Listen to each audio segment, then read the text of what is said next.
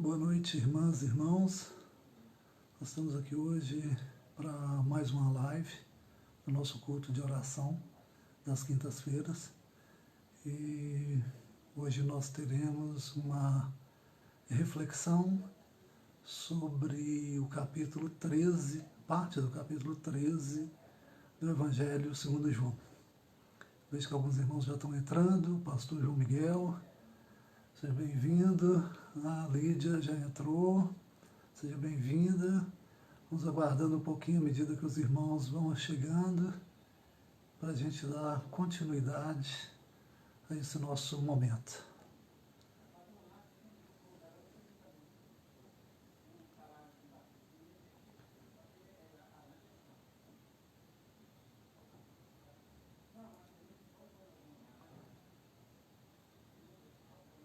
Boa noite a todos.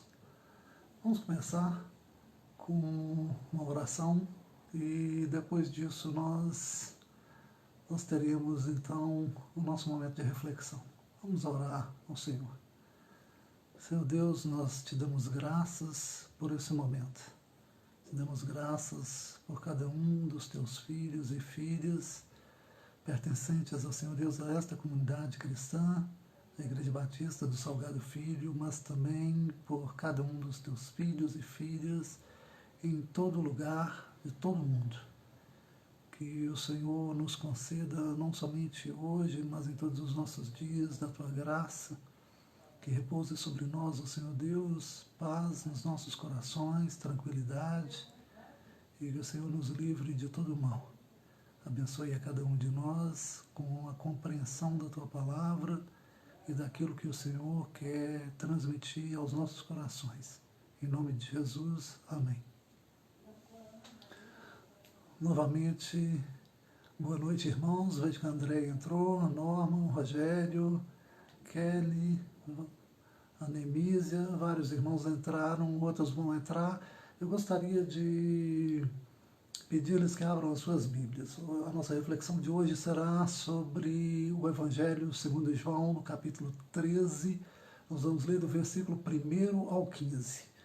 Então, por favor, peguem as suas Bíblias.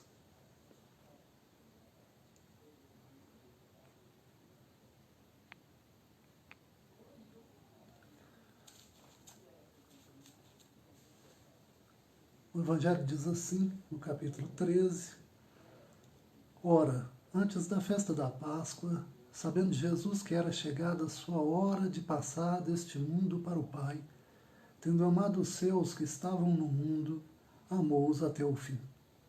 Durante a ceia, tendo já o diabo posto no coração de Judas Iscariotes, filho de Simão, que traísse a Jesus, sabendo este que o Pai tudo confiara às suas mãos, e que ele viera de Deus e voltava para Deus, levantou-se da ceia, tirou a vestimenta de cima e, tomando uma toalha, cingiu-se com ela. Depois deitou água na bacia e passou a lavar os pés aos discípulos e a enxugar-lhes com a toalha com que estava cingido. Aproximou-se, pois, de Simão Pedro e este lhe disse: Senhor, tu me lavas os pés a mim? Respondeu-lhe Jesus: O que eu faço não sabes agora, compreendê-lo-ás depois. Disse-lhe Pedro: Nunca me lavarás os pés. Respondeu-lhe Jesus: Se eu não te lavar, não tens parte comigo. Então Pedro lhe pediu: Senhor, não somente os pés, mas também as mãos e a cabeça. Declarou-lhe Jesus: Quem já se banhou não necessita de lavar senão os pés. Quanto ao mais, está todo limpo. Ora, vós estáis limpos, mas não todos. Pois ele sabia quem era o traidor. Foi por isso que disse: Nem todos estão limpos. Depois de lhes ter lavado os pés, tomou as vestes e, voltando à mesa, perguntou-lhes: Compreendeis o que vos fiz? Vós me chamais o Mestre e o Senhor, e dizeis bem, porque eu o sou. Ora, se eu, sendo o Senhor e o Mestre, vos lavei os pés, também vós deveis lavar os pés uns dos outros. Porque eu vos dei o exemplo, para que, como eu vos fiz, façais vós também. Que o Senhor abençoe a sua palavra, lida, e que cada um de nós, refletindo sobre ela, possa auferir, possa receber daquilo que o Senhor tem para a edificação da sua própria vida. Bom, o texto que nós lemos é um texto que causa algum tipo de dissensão na interpretação, na compreensão das pessoas. Porque ele narra um ritual que, para algumas confissões cristãs, ainda está em voga, faz parte da sua liturgia, mas não se encontra em outras confissões cristãs, como, por exemplo, a nossa. Nós, por exemplo, não realizamos o ritual do lava-pés e nós temos uma razão para não fazê-lo. Mas em algumas tradições é importante a realização e eles, evidentemente, que vão encontrar razões e justificativas na palavra de Deus para isso. Bom, como nós sabemos, o Evangelho segundo João ele pode ser dividido em grandes blocos narrativos. Então, se a gente tirar o prólogo, que ocupa basicamente o capítulo 1º, e o epílogo, a conclusão, que ocupa o capítulo 21, nós vamos ter 2 blocos. O primeiro bloco começa do capítulo 1, verso 19, e vai até o final do capítulo 12, verso 50. E alguns estudiosos chamam esse primeiro bloco narrativo de o livro dos sinais. A razão de por que ele é chamado assim é porque esse bloco concentra os milagres de Jesus. E no Evangelho de João, em particular, o milagre de Jesus nunca é simplesmente um feito grandioso, ele aponta para alguma coisa, ele sinaliza alguma coisa, e daí, portanto, a expressão livro dos sinais. A segunda parte, o segundo bloco, vai do capítulo 13, do início do capítulo 13 até o capítulo 20, e é chamado de livro da glória. E por que é chamado assim? Porque para João, ou na teologia desse evangelista, toda a parte referente ao sofrimento de Jesus, como sua morte e ressurreição, é considerada como a glorificação ou entronização de Jesus. Então, João tem essa peculiaridade em relação aos outros autores do Novo Testamento, e que enquanto os outros dão ênfase no sofrimento de Jesus enquanto tal, João vê isso já como uma expressão da missão de Jesus que vai culminar na sua glorificação. Então, para ele, mesmo o sofrimento faz parte da glória de Jesus. Daí porque os diversos autores, teólogos que têm estudado esse evangelho, alguns pelo menos chamam essa parte de o livro da glória. O capítulo 13, portanto, ele abre o livro da glória e ele pode ser situado temporalmente numa quinta-feira. Uma quinta-feira que é celebrada, como eu disse, na liturgia de algumas tradições cristãs, como Quinta-feira Santa. O dia, enquanto tal, é um dia comum. Não há nada de santo no dia. As coisas não têm santidade em si mesmas, ou não possuem uma santidade intrínseca. O caráter de sagrado que as coisas possuem vem da sua relação, ou da sua participação com o divino. E isso vale também para os rituais. Então, é, portanto, por relação com os eventos que antecedem a morte, paixão e ressurreição do Filho de Deus, que na liturgia de parte das confissões cristãs se chama esse dia de hoje de Quinta-feira Santa. E é preciso a gente entender bem isso. O capítulo 13, ele introduz um ritual que até certo ponto era comum aos contemporâneos de Jesus e que não é, ou não passa despercebido do leitor atento da palavra de Deus. Trata-se de uma tradição legada à comunidade cristã, nesse caso aqui em particular, pelo quarto evangelho, e que, como a gente sabe, está ausente dos outros evangelhos, os chamados sinóticos, Mateus, Marcos e Lucas. A razão de porquê, ou pelo menos que a gente pode entender de porquê esses outros evangelhos não trouxeram para a gente não comunicaram para a gente esse acontecimento em particular, talvez se deva ao fato de que nessas comunidades, ou nas comunidades para as quais esses evangelistas escreveram, as pessoas não celebravam esse ato. Não havia o costume de celebrar esse ato. Mas, pelo fato de o quarto evangelista, o evangelista João, dar importância a isso e ter comunicado essa tradição, mostra que talvez a comunidade para a qual ele escreveu, talvez nela isso fosse algo importante e algo que, portanto, fosse celebrado. Então, algo, pelo menos, que a gente pode ver disso aí é que as comunidades cristãs do Novo Testamento, elas podem apresentar uma certa pluralidade nas suas práticas. Embora, doutrinariamente, a gente pode dizer que as comunidades dos evangelistas estavam afinadas na afirmação de que Jesus era o Filho de Deus. Mas, quanto às práticas, eles podiam adotar práticas distintas. Isso não é um problema para eles e também não pode ser um problema para nós hoje. Essa passagem, portanto, que nós lemos, ela deve ser lida e compreendida à luz do que Jesus fala e faz num dos seus últimos encontros com os discípulos e discípulas.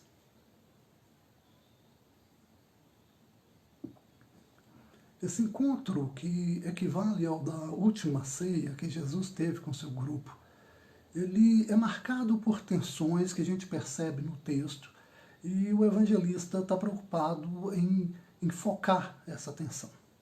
Ele inicia dizendo no verso 1 que Jesus está prestes a adentrar o período da festa, o período da festa pascal, e ele está consciente da sua morte iminente. O texto diz: era chegada a sua hora de passar deste mundo para o Pai.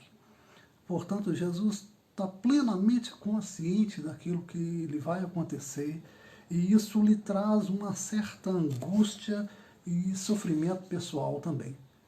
Durante a ceia, o texto ainda narra que o diabo, o inimigo, que atua para disseminar, de um modo geral, entre os homens, morte, destruição, dissolução dos laços afetivos e da vida social, ele atua particularmente no coração, no centro da vida, a gente poderia dizer assim, de um discípulo, que é Judas. Isso é dito claramente no verso 2. De algum modo, a gente pode ainda acrescentar que a incompreensão e a não adesão plena a Jesus no grupo também é fruto dessa dispersão, e Jesus sente isso de uma maneira particular na atitude de Pedro, e a gente pode ler naquele diálogo que está lá relatado do verso 6 ao 9, mas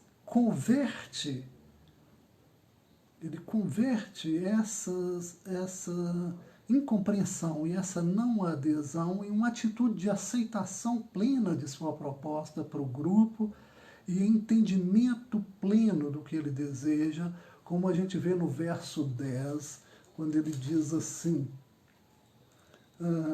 quem já se banhou não necessita de lavar senão os pés, quanto ao mais está limpo. Ora, vós estáis limpos, mas não todos. Então, o que Jesus fala é inclusivo num certo aspecto para a comunidade fiel, mas exclui, evidentemente, aquele que o negou. Agora vamos voltar um pouquinho para o ato enquanto tal, para a gente poder entender isso melhor.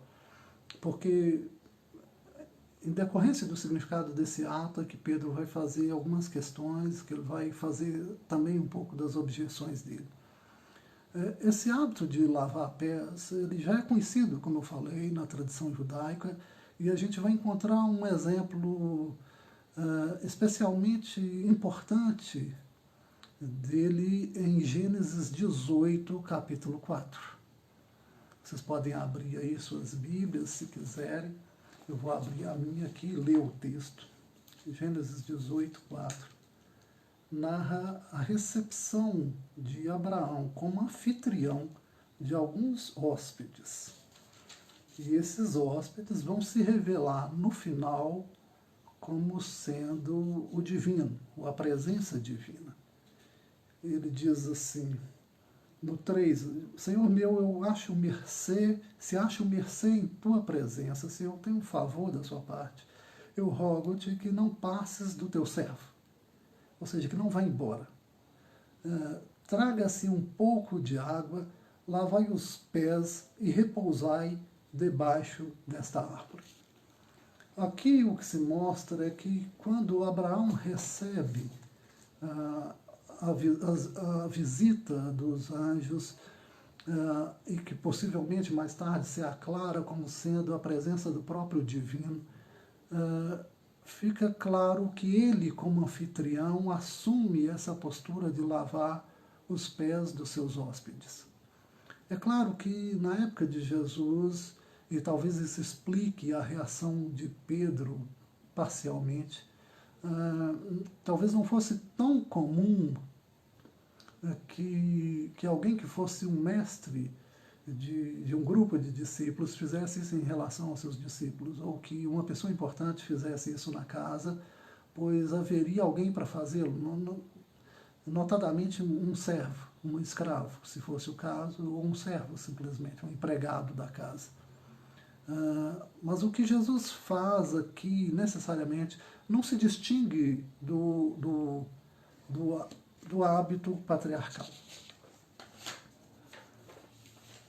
E a gente precisa entender que, para o evangelista João, aqui o símbolo é que sobressai com força em face da concreção dos atos. Simão recusa porque ele pensa ser essa atitude servil demais para Jesus, criando mais do que uma dissimetria, uma relação de desigualdade entre eles, que seria até natural, mas criando, na verdade, a inversão dessa relação. Como se, quando Jesus fizesse esse tipo de coisa, a relação é invertida, quer dizer, a figura proeminente passa a ser a daquele que é servido e não de quem serve. Mas Jesus tinha mostrado já para eles em vários contextos que essas relações dissimétricas que valem para os contextos sociais normais não são aquelas que devem pautar a sua conduta dentro da comunidade. Então, sob esse aspecto, Pedro é tardio na compreensão, mas ao ser tardio na compreensão, como representante da comunidade, ou representante dos outros discípulos, então, de alguma maneira, ele representa também a compreensão dos outros. Então, quando ele diz, você não compreendeu agora, mas vai entender depois, ele está dizendo, os outros também vão entender do mesmo modo, eles também não estão entendendo nada agora. Jesus mostra a Pedro que sua recusa em receber isso da parte de Jesus implicaria na sua exclusão do grupo, a perda de seu lugar entre os discípulos.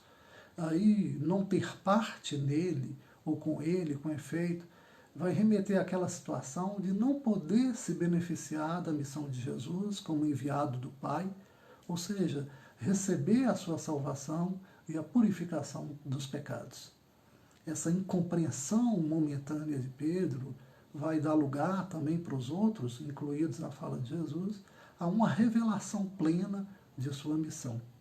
No verso 12 ele vai dizer, compreendeis o que eu vos fiz? Nesse sentido, Jesus interpela a todos eles, assim como interpelou a Pedro antes. Né? Pedro, então, é um representante, ele é um símbolo da comunidade inteira. A sua incompreensão é a incompreensão da comunidade inteira. No outro lugar, em João 15, verso 3, nós temos uma fala de Jesus interessante relacionada a essa questão da purificação. Mas isso vai acontecer depois do que ele diz aqui. Ele diz aqui para eles que eles estão limpos e que, portanto, depois que ele realiza o ritual, nem todos eles, que somente um se excluiu disso, mas que, no geral, a comunidade se beneficiou dessa purificação. No capítulo 15, 3, ele vai dizer que essa purificação ela é operada pela palavra de Deus. Então, o ritual, na verdade, como um símbolo, ele aponta para algo para além dele mesmo. Ele não tem significado em si mesmo. Não é?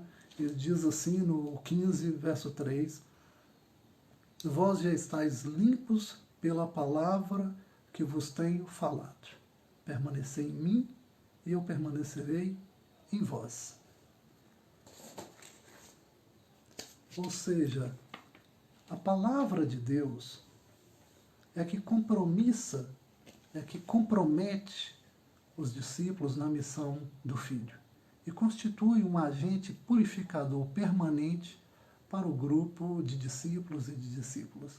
É quando cada um de nós se compromete em ouvir a palavra de Deus, em internalizá-la no coração como palavra que compromete, como palavra que implica os meus atos, como palavra que me põe a caminho com Jesus, no seu discipulado.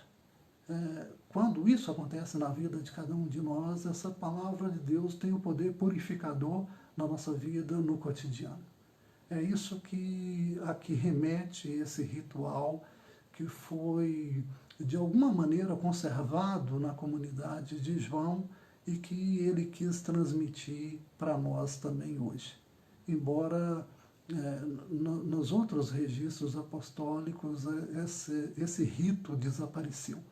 E daí mais uma razão de por que a gente pode alegar, de por que também não precisamos seguir esse rito. Ainda porque ele remete para algo muito mais substancial, muito mais enriquecedor, que é o efeito da palavra de Deus permanente em cada um de nós.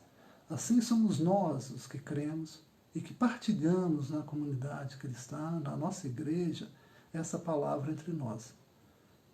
E aí cabe perguntar, somos por ela purificados para o serviço e relação com aquele que é santo, não por relação, mas em si mesmo? Será que essa palavra purifica a todos? Purifica a nossa vida, o nosso serviço, em tudo que nós fazemos ou não? Será que estamos conscientes disso? Do quanto essa palavra realiza nas nossas vidas? Precisamos também nos perguntar, será que hoje, e aí já falei um pouquinho disso antes, precisamos realizar esse ritual? Sobretudo à luz de 13 e 15, no capítulo 13, verso 15, quando diz assim, e alguns buscam essa referência aqui para substanciar o ritual, porque eu vos dei o exemplo, para que, como eu vos fiz, também façais vós também. Bom, Jesus se autorrefere, aliás, Jesus refere ao ritual aqui como exemplo ou a atitude dele como exemplo. Qual é o exemplo que ele dá exatamente? Porque nos outros evangelistas ele deu o exemplo de serviço, de que ele serve, de que ele serve, ele que deve ser servido serve, de diversas outras maneiras e sob diversas formas de linguagem, sem usar nenhum ritual. Então, o que tem em questão? Como exemplo de Jesus que precisa ser seguido, que precisa ser assumido por cada um de nós e pela comunidade de um modo geral. É o exemplo que ele dá no sentido de que da sua atitude de serviço ou o ritual enquanto tal. Me parece que é no primeiro caso, que é a atitude dele que deve ser assumida, ou seja, aquilo para o que o ritual aponta, e não o ritual enquanto tal. Ele se autorrefere depois como Senhor e Mestre, e ao se referir, ou autorreferir a si como Senhor e Mestre, implicitamente ele se refere a nós, portanto, como servos e discípulos. Porque aí tem sentido a autorreferência dele. Jesus quer, pois, nos fazer lembrar da força dessa relação mantida por sua palavra e por seu gesto. Nós somos do seu grupo, nós pertencemos a ele e dele nos nutrimos pela palavra, que é vida em nós e para nós. Em outro lugar, Jesus diz, porque as minhas palavras são espírito e são vida. Ou seja, a minha palavra, ela produz vida como através do Espírito, através desse poder vivificador do Espírito Santo, que atua em cada um de nós e na comunidade de um modo geral. Agora, mais do que nunca, em que cada um de nós também experimenta tensões, como Jesus experimentou tensões naquele momento, e possibilidade de dispersão, como também o grupo de Jesus experimentava. A gente pode perguntar assim, onde é que estão todos os nossos irmãos e irmãs? Precisamos nos certificar pela fé de nossa pertença a Jesus e de sua soberania sobre nossa vida. Nessa quinta-feira, dita santa, nós somos purificados por sua palavra e por seu amor que nos une ao Pai por meio dele. Leamos lá novamente no capítulo 13 aqui, o verso 13, quando diz: tendo amado os seus que estavam no mundo, amou-os até o fim. Ou seja, nós somos, por um lado, purificados pela palavra de Deus. E pelo amor que o Pai tem para com o Filho. E que enseja a missão do Filho. E amor do Filho para conosco, que nos integra ou reintegra ao amor do Pai. Né? Então, nós passamos a pertencer a uma realidade sagrada, a uma realidade de comunhão plena. Isso enseja da nossa parte a resistência como cristãos a todo caráter dispersivo, a tudo aquilo que dispersa a comunidade cristã, sendo comunidade de Jesus e seguidores de seu exemplo. Porque eu me referi a isso, já agora no fim. Eu me referi a isso porque numa situação como essa em que nós estamos, ou pela qual nós estamos passando, como essa do isolamento social, algumas pessoas se isolam talvez demais. E alguns cristãos se isolam talvez demais. Se recolhem no seu mundo interior e particular e deixam de se comunicar com o restante da comunidade cristã, com o restante da comunidade crente, isolados nas suas programações particulares, nos seus eventos particulares, agora muito pessoais e muito privados, e se esquecem talvez de que nós somos comunidade de Cristo, que Ele propõe para nós a purificação dos corações, da vida, pela força atuante da sua palavra, e que Ele nos propõe ser comunidade viva, que demonstra isso no amor uns aos outros. Então, alguns certamente têm manifestado desse amor e têm sido abençoados por Deus e abençoado outras pessoas nessa manifestação, às vezes singela, de atos particulares. Eu não preciso citar aqui exatamente quais, os irmãos já conhecem, mas é aquilo que Deus faz em nós, por sua palavra, atuando nas nossas vidas por seu amor, pelo que o Espírito Santo faz em nós, é que nós somos comunidade, que nos tornamos comunidade, que mostramos ao mundo que somos comunidade. Então, sou estranho que, num momento como esse, alguns se recolham de tal maneira que nada ficamos sabendo deles ainda que alguém faça algum esforço nesse sentido. Isso não é próprio daqueles que amam a igreja, daqueles que amam a sua comunidade, daqueles que amam o Senhor. Que o Senhor abençoe a cada um de nós e nos fortaleça com a sua palavra. Que ela engendre em nós comunhão, participação e sentimento de pertença. De que nós pertencemos não somente a Cristo e a Deus, mas uns aos outros, em amor e pelo amor. Que o Senhor abençoe a todos.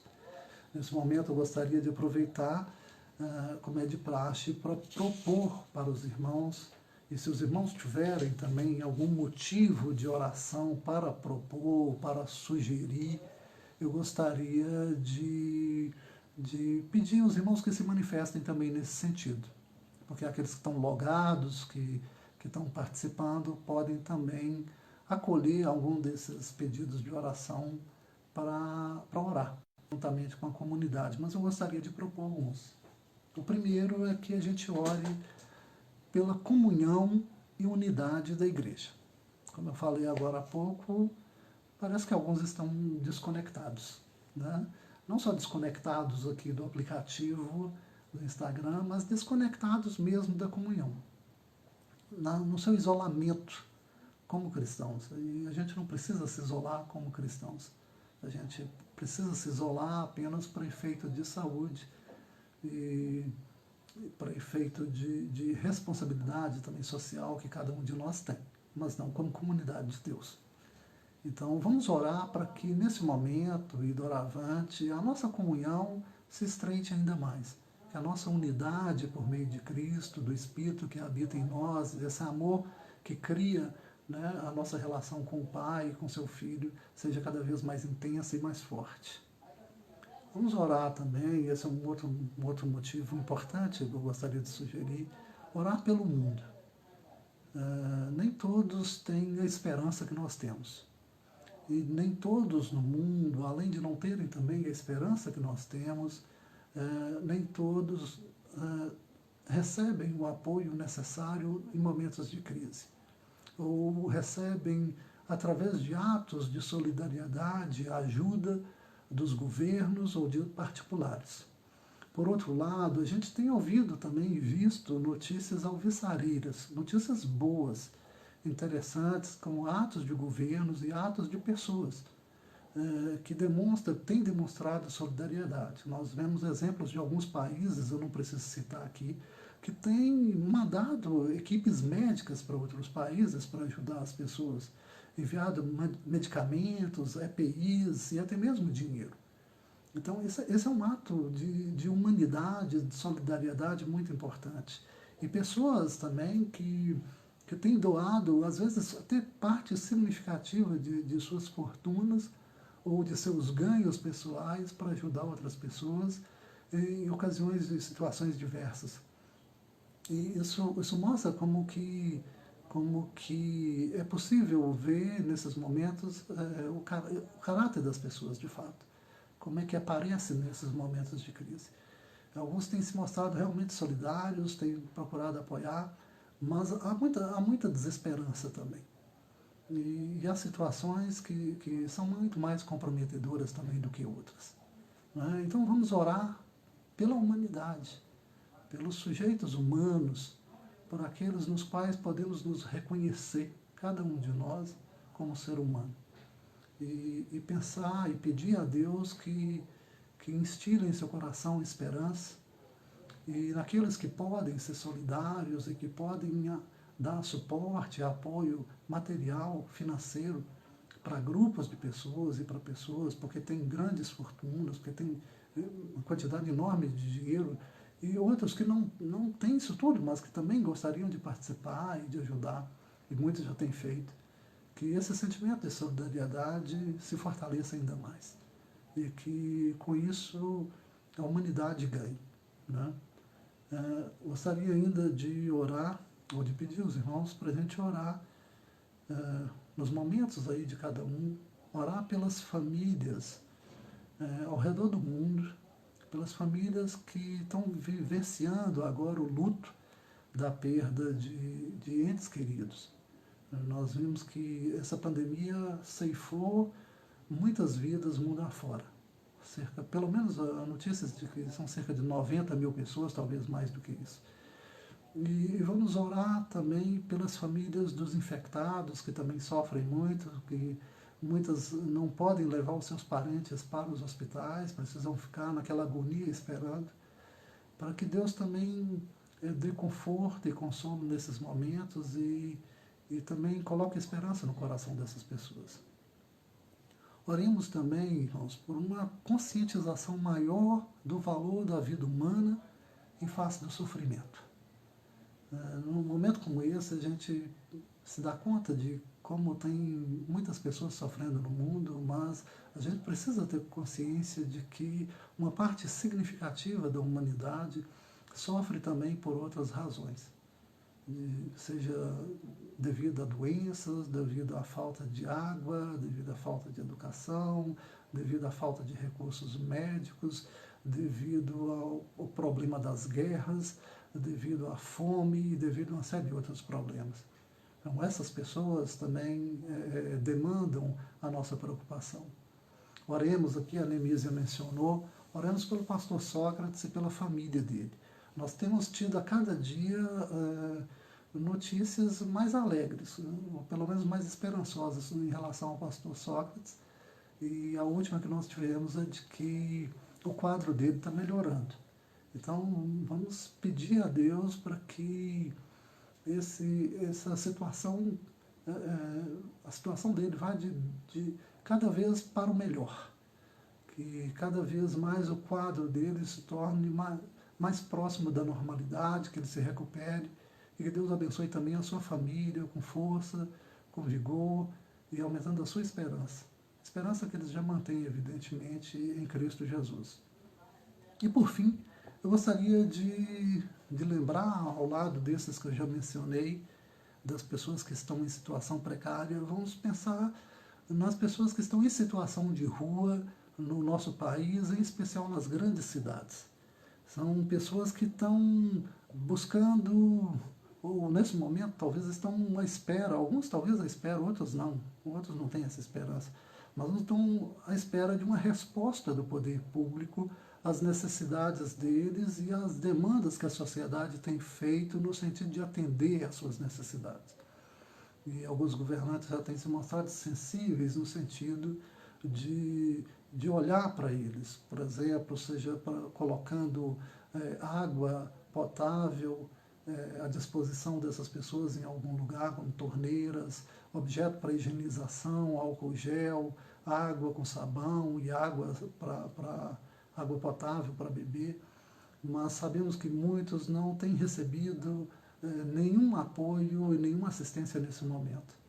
Então, oremos também por essas pessoas e para que Deus as alcance através de ações, seja de privados, seja, sobretudo, das políticas públicas. Que o Senhor abençoe a todos. Vamos orar nesse momento. E depois disso, os irmãos podem escolher para a sua pauta de oração um item ou outro, ou mais de um, aquilo que acharem mais apropriado para colocarem diante de Deus. A oração nossa tem efeito, é o que a palavra de Deus diz. Então, precisamos confiar que o Senhor nos ouve. Senhor Deus, nós te damos graças por esse momento. Te damos graças pela participação dos teus servos nessa live. Te damos graças ao Senhor Deus pela conscientização que o Senhor nos dá desse problema, que assume, Senhor Deus, proporções muito grandes e que chega a assustar alguns. Mas nós, Senhor Deus, mantemos a nossa esperança em Ti. A esperança na Tua Palavra que nos purifica, na Tua Palavra que nos fortalece. Nós, Senhor Deus, suplicamos a Ti que cuide, ó Senhor Deus, daqueles que estão em condição mais frágil no mundo inteiro nesse momento, sobretudo nas grandes cidades e nos países mais pobres. Pedimos ao Senhor Deus que os guarde do mal. Pedimos ao Senhor Deus que as autoridades sanitárias, as autoridades governamentais se sensibilizem também com relação ao sofrimento dessas pessoas e às necessidades delas, e que urgentemente, Senhor Deus, pensem em meios apropriados, Senhor Deus, de ajudá-las a passar por esse momento crítico. E que, como sociedade, Senhor Deus, nos conscientizemos cada vez mais de que isso é um problema da humanidade, que é um problema nosso. E que, como teus servos, entendamos, ó Senhor Deus, que aquilo que avilta o ser humano no mundo, avilta também o Criador, ofende o Criador. E que nossos corações, ó Senhor Deus, sejam tomados, ó Senhor Deus, por um sentimento e por atitudes corretas em relação a isso, no sentido de agir, no sentido de falar, no sentido de refletir. Que o Senhor abençoe as nossas vidas, abençoe as nossas famílias, nos livre, ó Senhor Deus, de todo mal. Colocamos, ó Senhor Deus, diante de Ti aqueles que estão enfermos, aqueles que necessitam, ó Senhor Deus, de cuidados médicos, e aqueles, ó Senhor Deus, que, embora necessitem de algum cuidado, estão em casa por conta do isolamento, mas que o Senhor também os visite em tua misericórdia e que o Senhor proporcione, ó Senhor Deus, a tua salvação plena em todos os aspectos. Em nome de Jesus. Amém. Bom, irmãos, depois disso, eu gostaria então de me despedir dos irmãos, agradecer a presença de cada um de vocês e dizer que mantenham a sua esperança e a sua confiança naquele que purifica as nossas mentes e corações e nos mantém unidos como comunidade por seu amor. Que o Senhor abençoe a todos. Amém.